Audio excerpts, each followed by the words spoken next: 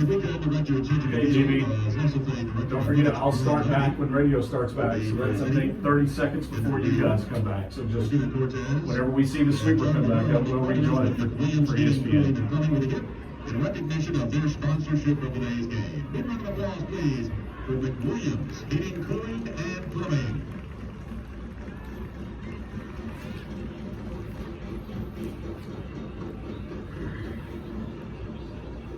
Bancorp South Bank and Cadence Bank have come together to form a new, even better bank. The new Cadence is more than a merger. Together, they offer more convenience, accessibility, and simplicity through an expanded branch network, secure technology, and enhanced products and services. It's the best of both banks, delivered by the same financial services experts you know and trust. Learn more at cadence.com/the new Cadence. Cadence Bank, a proud sponsor of SFA Athletics, member FDIC. As the SFA radio show is back in every Monday night for the 2023 season, make sure to join Rob Myers and Coach Colby Carville at Buffalo Wild Wings for the next one. It's going to be happening Monday, September the 11th at 7 o'clock. We hope to see you there. For more details on future dates, visit sfajacks.com.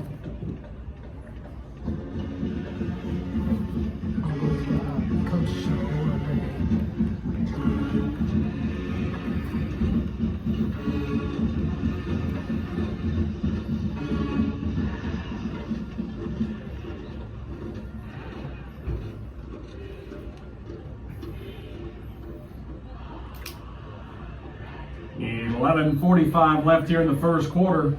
Jacks on top 2-0 after the safety on the block punt. Here are the Braves, their second possession of the evening, and Jarvion Howard goes behind left tackle, and they stack him up after a gain of about 2. And so far, and there's Jeremiah Walker, the safety, coming downhill, involved in that tackle once again. And so far, Jack's been tough against the run. Yeah, good job by Jarvion just getting his head down and getting what he can. We saw this Lumberjack defense miss a lot of tackles last week against Troy. If they don't wrap off Howard up, he's got the ability to go for a big one. Second down and 8 here. Howard behind the quarterback. Tyler Macon.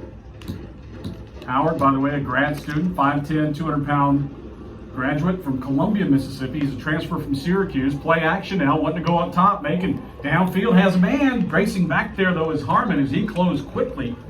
And that one goes incomplete. Harmon in good position.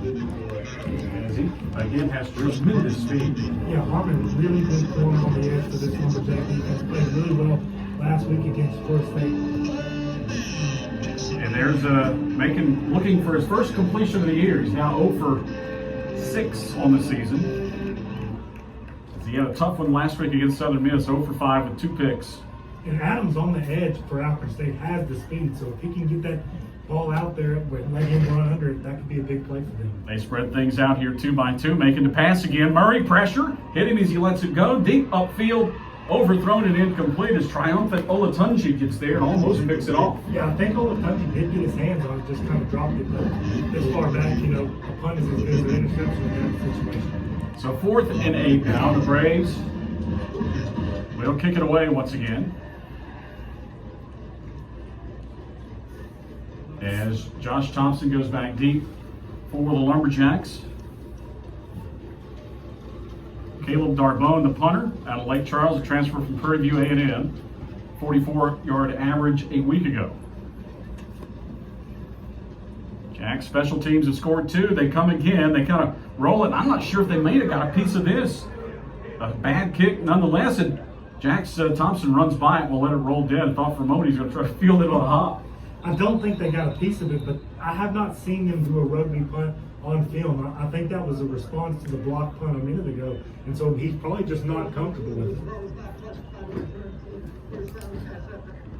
And another timeout on the field. It remains 2-0. So Jacks right now winning the battle of special teams. A short field for the Lumberjacks. 2-0 lead for SFA at home for the first time in 2023. Back with more after this from United Athletic Conference Football. With over 25 hours operating doctors trained in different specialties, there is no question as to whether they are fit to work on your device and you as well. That's the If you experience bone, joint, nerve issues, stop by Zillion Orthopedics. Zillion Orthopedics, official orthopedics provider. So the basketball manager, they started practicing? No. Not yet? They said that their first game is going to be happening in November. But they will probably be practicing like in October. I would imagine. Even October.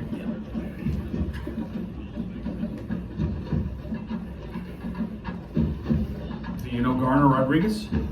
Yeah. You know Garner? I'm gonna see every coach and manager at the game. And I will, Well, Garner plays basketball. I know his dad. Yeah. Tell Garner you know me. All right.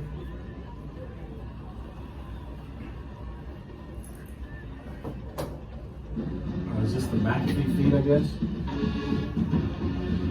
I guess this is the McAfee feed. I see them back there in the corner, so yeah.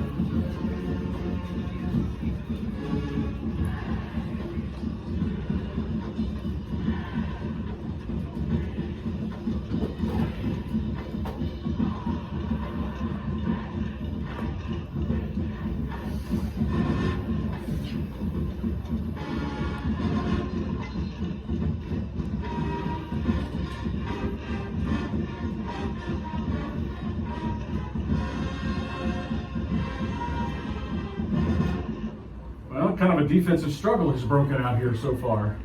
A 2-0 score.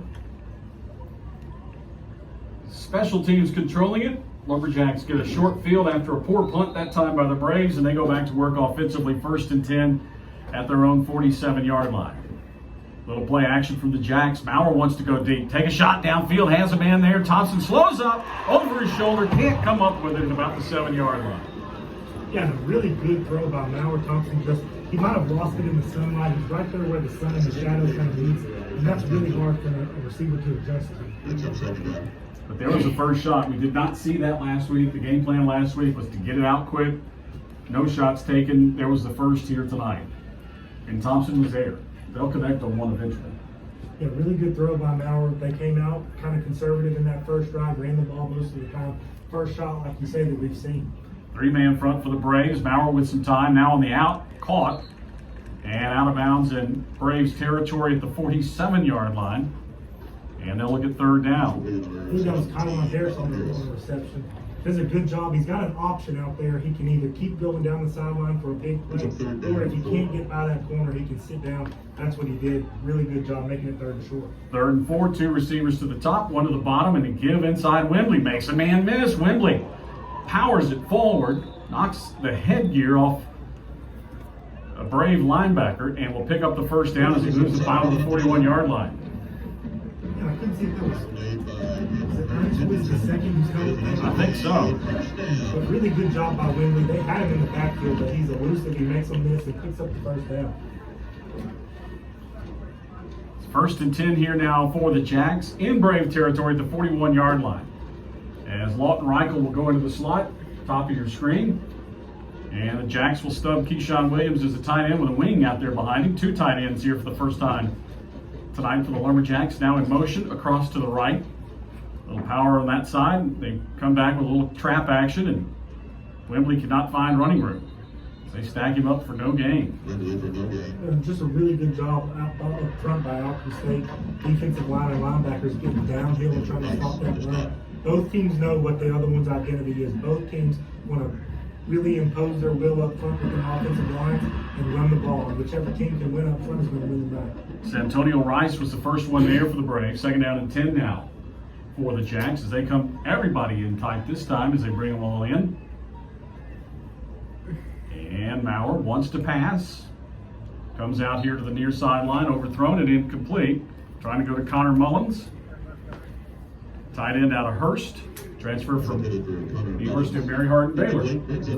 Kind of a similar look to the pass that Kylan Harris caught a little bit ago. The difference as a tight end doesn't adjust to those balls quite as well. And of course, Maurer had a little bit of pressure. Now the Jacks spread it back out. Ty Love up top. Thompson inside him. 2 receivers to the bottom. And a pistol with the tailback back there. Now we got movement up front. Everybody points at one another. Daniel Keys says you got into the neutral zone first. We'll find out after the striped shirts talk. Then they'll confer with the gentleman you look at now.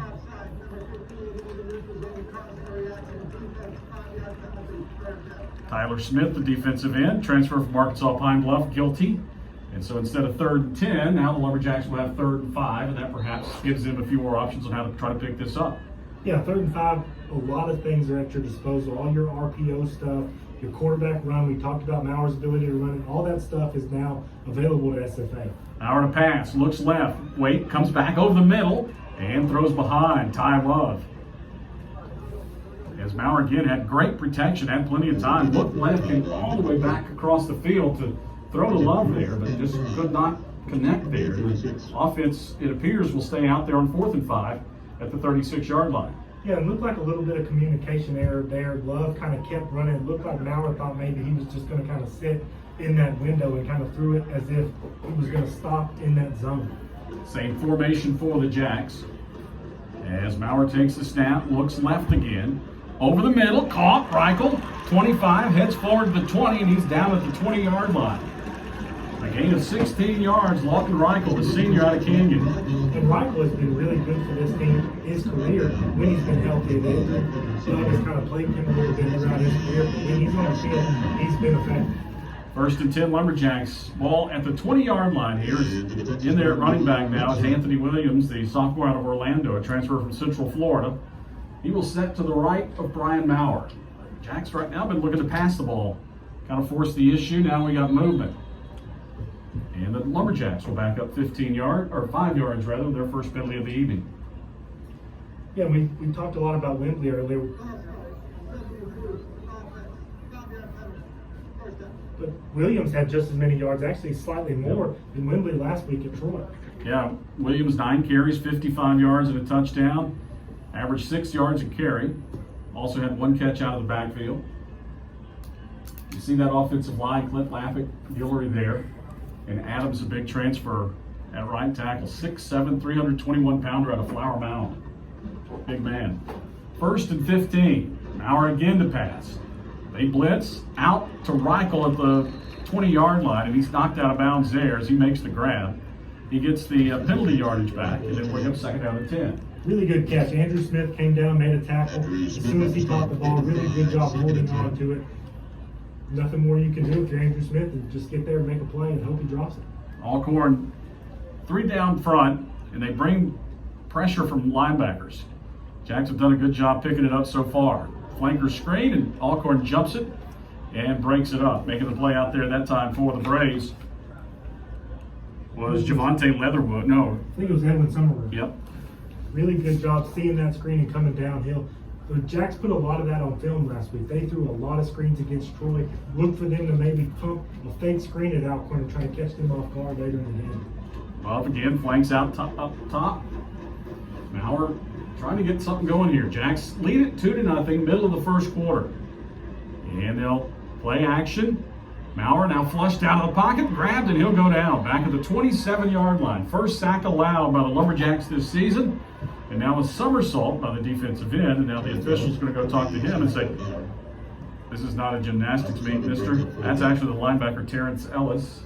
Yeah, one thing about this 3 down front Alcorn State likes to base out of is you get those linebackers in the backfield on those blitzes rather than a defensive tackle. And as athletic as Mauer is, he's not getting away from Terrence Ellis. So here's Chris Campos, 4 for 4 a week ago.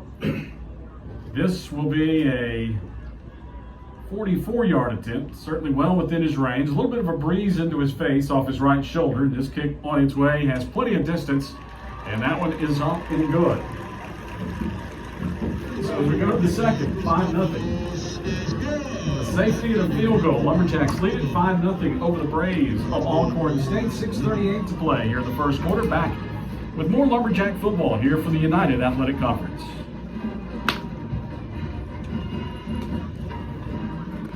I remember saying a few things about Alcorn Junior.